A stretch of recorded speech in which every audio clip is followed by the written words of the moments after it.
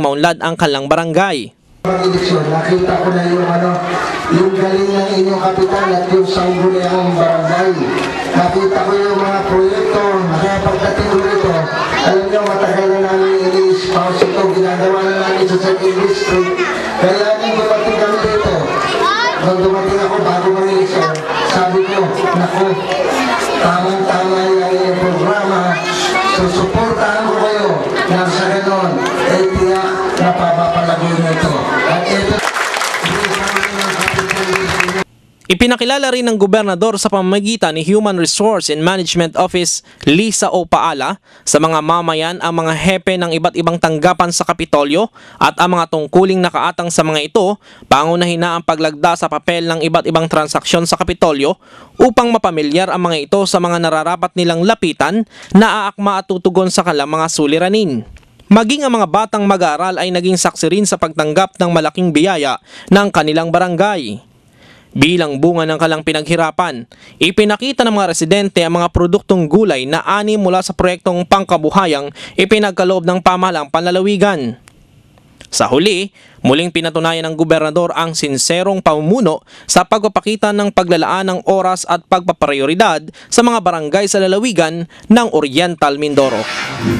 Kung dati-dati ay mga pinakongkretong kalsada lamang ang pinapasinayaan, ngayon ay may kasama ng pangkabuhayan ang dala ni Governor Alfonso V. Umali Jr. sa kanyang pag-ikot sa mga barangay. Narito po ang report.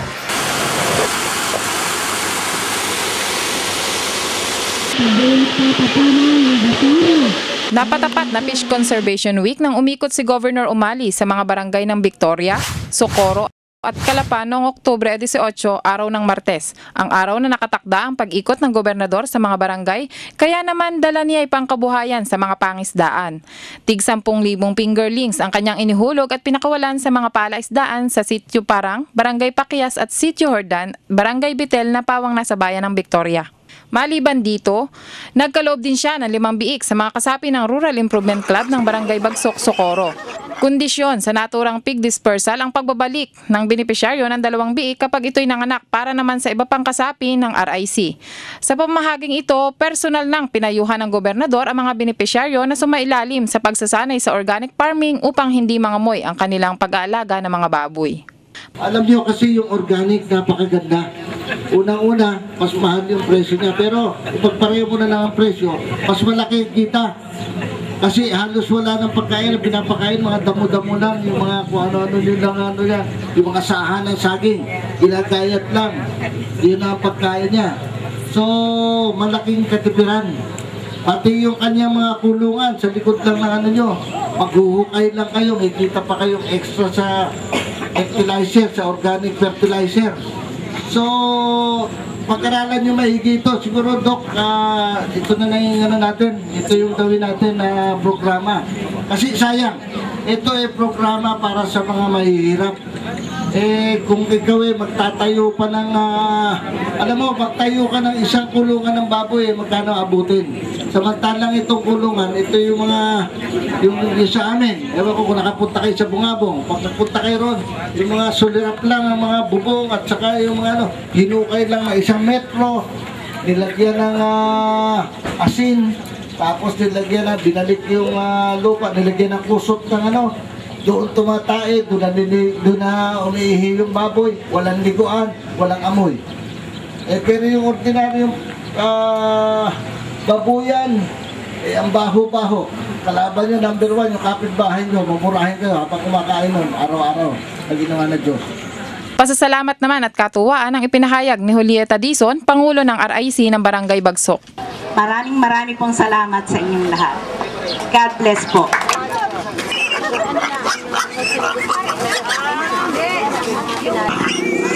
Maraming salamat po sa inyong lahat. Samantala, sa loob pa rin ng isang araw na iyon, 4 na pinakongkretong daan ang kanya pa rin pinasinayaan sa mga barangay ng Paquias, Poblacion 4 at Ordaneta sa bayan ng Victoria, gayon din ang Barangay Gulod sa lungsod ng Calapan. Dagdag pa rito ang binutas niyang may 300 metrong daan upang gawing farm to market road sa may Sitio Hordan, Barangay Bitel, na labis na ikinatuwa ng 3 barangay na makikinabang dito. Nakasama naman ang gobernador sa pamahagi ng mga proyektong pangkabuhayan sa mga barangay sina Socorro Mayor Rolando Ariola at Provincial Veterinarian Dr. Grimaldo Katapang, gayon din si Victoria Mayor Alfredo Ortega Jr. na nakasama niya sa pag-iikot sa mga barangay sa Victoria. Sa lungsod ng Calapan, nakasama naman niya sa pagpapasinaya sa pinakongkretong daan sa Barangay Gulod sina Provincial Administrator Angel M. Saulong at Calapan Vice Mayor Jojo Perez.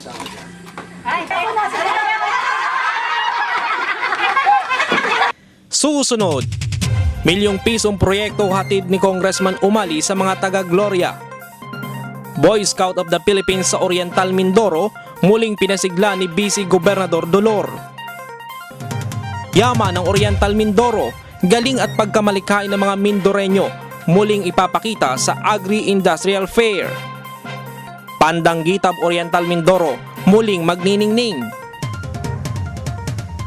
Magbabalik ang Kapitolyo para sa mamamayan, makalipas lamang ang ilang palaala.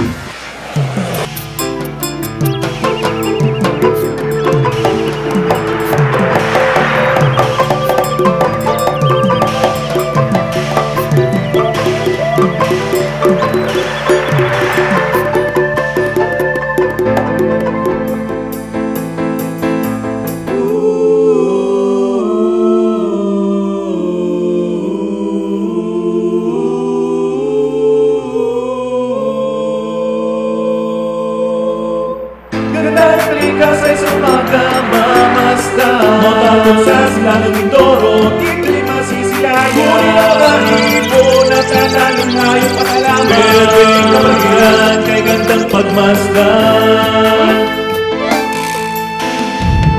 Ngunit pati sa araw, nakita ang kapangasan. Mga mapanirang gawain, hindi pinag-isipan. Pagkakaingin, pag-uuli at iligalangin ang pagmimilat, kalikasan, sisirain. Bumilang kami Doreño, isa, dalawa, tatlo. Tipunin mga lider nyo at pamuna sa pagbuelo. Isa, dalawa, tatlo. Sabay-sabay kumilos tayo, huwag di ka kikilos.